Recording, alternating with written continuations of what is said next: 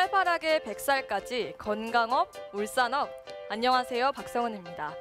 우리의 몸은 수많은 척추 뼈마디가 튼튼하게 연결돼 있어서 안정적으로 신체의 하중을 견딜 수 있는데요. 이 중에서 하나라도 제 위치를 잃게 되면 문제를 일으킬 수 있습니다. 그 대표적인 질환이 바로 척추 분리증인데요.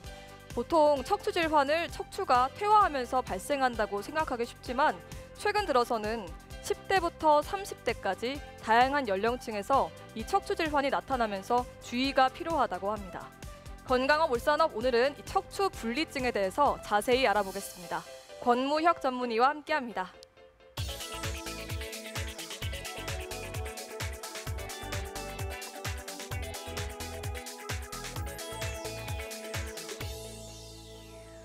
네, 선생님, 허리 디스크나 협착증 같은 척추 질환은 비교적 흔한데요. 사실 척추 분리증은 좀 생소하거든요. 정확하게 어떤 질환인지 설명을 좀 부탁드립니다. 네, 척추 분리증은 척추 관절과 관절 사이에 협부라는 곳이 깨지거나 금이가 있어서 결손이 발생하는 척추 질환입니다. 네, 척추 분리증이 있는 척추뼈는 하나로 움직이지 못하고 그 결손 부위를 중심으로 앞뒤로 따로 놀게 되기 때문에 척추뼈의 안정성에 문제가 생기게 됩니다. 허리 불안정을 유발하게 돼서 다른 척추 질환에 굉장히 취약하게 됩니다. 그러니까 척추 분리증은 다른 질환과는 다르게 뼈 자체의 문제라는 건데요. 그러면 척추 분리증이 생기는 원인에도 좀 차이가 있겠네요. 네, 이제 선천적으로 타고나거나 사고나 외상으로 인해 발생하는 경우가 있을 수 있고, 장기적으로는 과도한 운동을 통해서 척추 연결고리에 무리를 준 경우가 있을 수 있습니다. 최근 스마트폰, 컴퓨터의 사용 증가로서 인해서 청소년이나 젊은 층의 척추 관절 및 근육이 약해져서 악영향을 미칠 수 있고요. 최근에는 이제 각광받는 과격한 격투기 운동에서 생길 수도 있겠습니다. 그래서 항시 바른 자세를 유지하고 허리 근육을 강화하는 게 좋겠습니다. 네, 최근에는 젊은 층에서도 발병하는 경우가 많다고 하니까 저도 조금 걱정이 되는데요. 어떤 증상이 있을 때 척추 분리증이 아닐까 이렇게 의심해 볼 수 있을까요? 네, 척추 분리증 증상이 허리 디스크나 허리 관절통과 비슷하기 때문에 질환을 오인해서 제대로 된 치료를 받지 않는 경우가 종종 있습니다. 척추 분리증이 발병하면 우선 허리 통증이 시작되는데 특히 허리를 뒤로 젖힐 때 통증이 더 심해지고요. 점점 심해지면 다리로 뻗치는 듯한 방사통을 동반하며 이때는 일반적인 보행이 어려울 수도 있겠습니다. 초기에는 큰 통증이 없지만 이게 심해지기 시작하면 2차 질환으로 발전할 가능성이 있다고 하던데요. 이건 어떤 얘기인가요? 척추가 약하기 때문에 허리 디스크와 같은 질환이 생기는 경우가 많고, 처음에는 이제 대수롭지 않게 지나치다가 추후에 통증이 지속되고 병변을 발견하게 될 경우에 장기적으로 허리 퇴행성 관절염, 분리증이 전방 정위증으로 진행돼서 척추관 협착 등의 합병증을 생길 수가 있겠습니다. 네, 자세한 관찰과 또 적절한 치료가 무엇보다 중요할 것 같은데요. 척추 분리증은 사실 뼈의 문제잖아요. 그런데 비수술적인 방법으로도 치료가 가능할까요?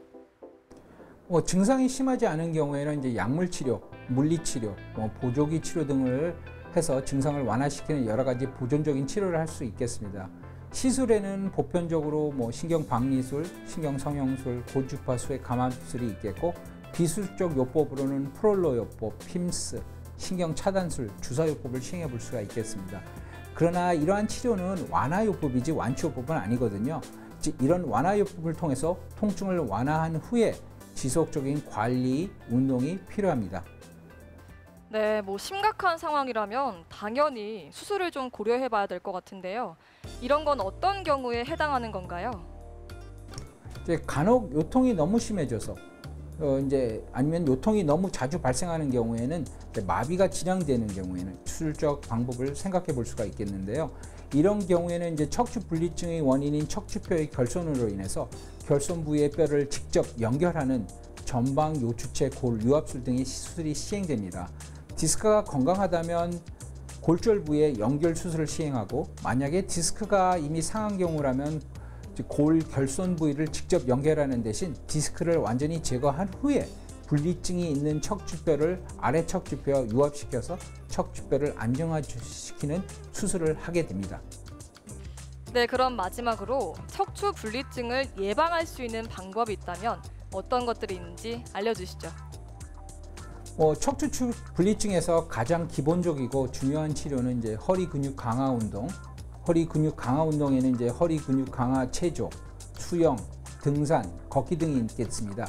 하지만 결손이 있어서 분리증 환자에서는 타 환자한테 좋다는 허리 운동을 하게 되면 오히려 더 악화할 수 있으므로 강도는 약하게 오랜 시간 하는 것을 권유하겠습니다. 네, 말씀 잘 들었습니다. 평상시에 운동을 하지 않던 사람이 갑자기 무리하거나 잘못된 자세로 운동을 하게 되면 척추와 관절에 큰 부상을 입게 된다고 합니다. 자신의 기본 체력 정도를 파악하고 허리 상태에 맞는 운동과 강도를 선택하는 것이 무엇보다 중요하겠습니다. 오늘도 요가 동작 함께 배워보시면서 저는 여기서 인사드립니다. 감사합니다. 오늘 저와 함께 배워보실 자세는 척추와 어깨 유연성 향상에 도움을 주는 기울기 자세입니다. 편안하게 앉으신 상태에서 오른손으로 왼쪽 무릎을 잡고 왼팔을 머리 위로 들어 올립니다. 자, 숨 마시며 척추를 길게 뻗었다가 내쉬며 오른 무릎을 향해 상체를 기울여 주세요. 마신 호흡에 제자리 돌아오셨다가 내쉬며 기울이실 때 팔꿈치가 구부러지지 않도록 팔꿈치를 지그시 뻗으신 상태에서 옆구리를 길게 늘려줍니다.